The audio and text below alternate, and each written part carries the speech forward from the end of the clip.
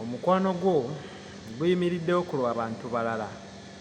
Ensonga lwaki otuuka okugutongoza oyita abooluganda n'ab'emikwano okujja okukubeererawo bajje bakakase nga bwe walonzeewo omwagalwa basobole okubeera nga bamwawula mu mulala, basobole okubeera nga oyo omwagalwa bamwawula mu balala, si kubanga waliwo ayinza omwefaananyiriza so gwe n'omuleeta okumulaga mu bantu bo, okumuteekayo kye muyita okumwanjula oba okumulaganyaayo mu booluganda bo, such that oba oli awo waleme kubeerawo ayitaayita okubeera nga amugwako obutamanyi. Same applies to gwe maama oba taata, wobeera nga olinayo naawe omwagalwa, kiba kirungi nnyo okumuteekawo n'omulaga eri abaana bo, sinakindi basobole okubeera nga bamwewala okubeera nti bamugwako okumuganza. Birabikiddwa nnyo ng'amaweno ag'okubeera nti bamaama abazadde bakolayidinga n'abaana baabwe nti baagalana, ng'ate oluusi ono teyayagala munne. Ebyalulisiwe biri kati. Olwaleero abamu abafumbirwa emyaka egitali gyabwe beesanze nga egyo emyaka gigenda ne gikolayidinga n'egy'abatabani baabali be bafumbiddwa be bawasizza okubeera nga baagalana. Tukijje mu bazadde tukikomyewo ku levo ezammwe ez'abaana baliwo. Mwe mubeera nga temwanjuddwa nti gwe omwana nakuzaala mu mugundi oli naawe nakuzaala eri nti mwe muli baaluganda era temujja kukola ki kusisinkananga mu bikolwa eby'obufumbo, nga temuweereddwa namannya oba oluusi gabaawula oba oluusi gabalaga nti muli baganda muli baaluganda, muyinza okwesanga nga mwewasizza, muyinza okwesanga nga muwasizza. Ago ge bayita okwewala amaweno. Ebyo byonna bikolebwa n'abantu, ebyo byonna bikolebwa n'abantu. Abantu abo b'oyinza okulaba n'otabatwala nga kigasa mu relationship yo, ng'era wobeera nga ogenda okubaako emikolo gy'okola n'olyoka obajjukira. Kijjukire nnyo nti okuteeka obudde bwo mu bantu kya muwendo nnyo n'okubeera nga obudde bwo obuteeka mu bintu ebirala, kubanga abantu bano be bakuyamba okusembereza ekyo ky'otalina. Ekintu ekisingayo okuba eky'omuwendo mu bulamu kwe kubeera nga weesibako olukomera lw'abantu, newankubadde ng'abantu abo bwe babeera nga ate obalabye nga bagezaako kuzza emabega osobola okubata nobata ne bagenda. Embeera gy'oyinza okuyitamu okubeera nga onoonya consultations okuva eri omu oba owokubiri, toyinza kugijja ku bisolo, era oba osanze okubeera nga osobola okunoonya consultations oyinza kuzijjeera ku bantu. Kitegeeza abantu kya muwendo nnyo mu bulamu bwo, era y'ensonga lwaki osobola okubeerawo nga bo we batali ng'owulira toli comfortable.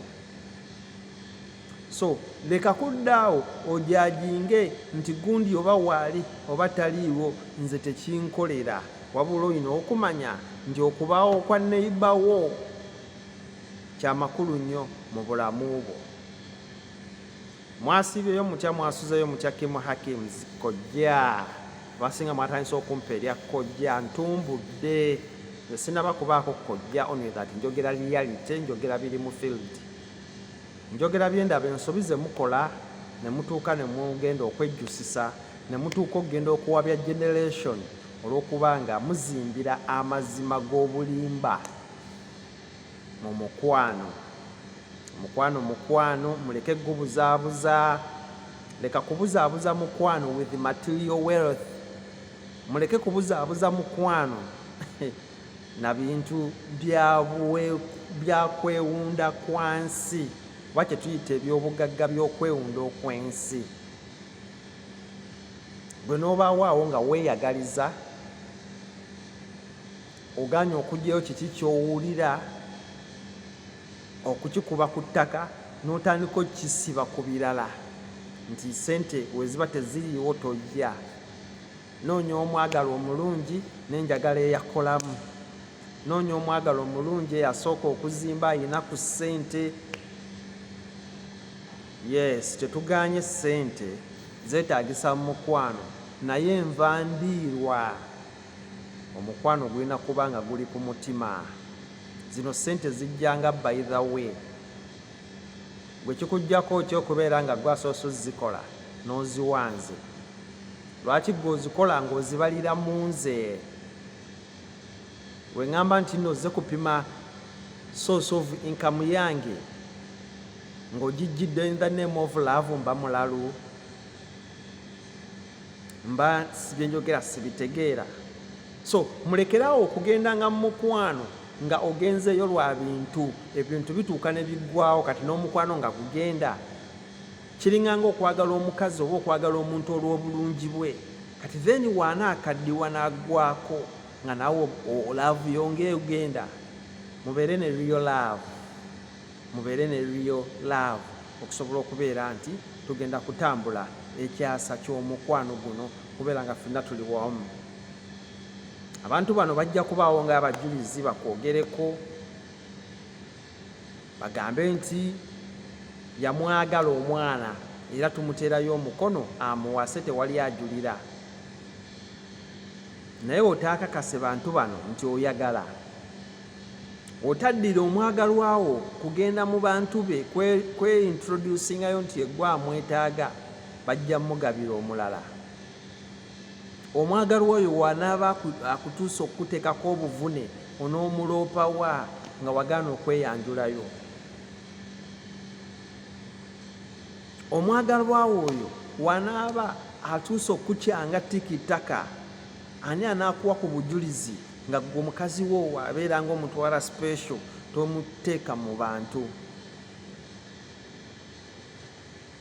Abantu abo balungi naddala abo abategeera ebigendererwa byo lwaki oli mu mukwano. Abantu abo balungi naddala abo b'ovudde nabo ebuddo. Abantu abo bozza okula nabo balungi okubeera nti osharingako ku byama byo eri bo. Oneekoma okulowooza nti gwe omukwano gw'oguddemu guli private, tewali ayinza gumanya, okwebedde, ofulatalinze, kubanga ebizibu by'oyingiridde in one way or another neighbor w'oyo gw'okukuta naye oba gw'otaagala kulaga ku biki bigenda mu maaso mu bulamu bwo. At the end of the day ojja okukubira akasimu nga oyo gw'obadde otwala ng'ekyenjawulo ng'akudisappointinze. Siri wano kwogera bubaka budisappointinga, but woliba nga weetuuse obwetaavu oba katugambe mulwanyeemu oba katugambe nti agenda mu ddwaliro oba katugambe nti oli mulwadde oba katugambe nti ki, neighbor w'oyo gw'ojja okusooka okukonkona gw'otayagadde kugatta mu relationship yo. Tugera ne tukola ensobi ne tulowooza nti we twagala biri ku mutima ne twerabira environment gye tulimu.